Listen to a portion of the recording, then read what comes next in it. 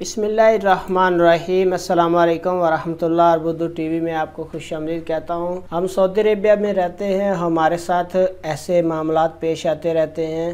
हमारा एक दोस्त था, उसके साथ भी ऐसा सेम मामला पेश आया, जो डिटेल मैं आपके साथ इस वीडियो में शेयर करूंगा। पुलिस के भेस में गैर मुल्कियों को लूटने वाला एक शहरी गिरफ्तार हुआ है। वो कैसे आजल वेबसाइट के मुताबिक मक्का मुकरमा रीजन में पुलिस के तर्जुमान ने बताया कि पुलिस को रिपोर्ट मिली थी कि एक शख्स पुलिस के भेस में गैर मुल्की वर्कर को रोक कर उनकी तलाशी लेता है, उसके बाद नकदी कीमती सामान छीन कर भाग जाता है। इतलात का नोटिस लेते हुए स्पेशल फोर्स की हिदायत की गई कि वो मुलजम को शनाख्त करके कानून के कटहरे में लाए कानून नाफिज करने वाले इदारे के हवाले कर दे। पुलिस तर्जुमान ने बताया कि इब्तदाई कानूनी कार्रवाई उसके मुतल्लिक कर दी गई है और उसके बाद उसको पब्लिक प्रोसिक्यूशन के हवाले किया जाएगा।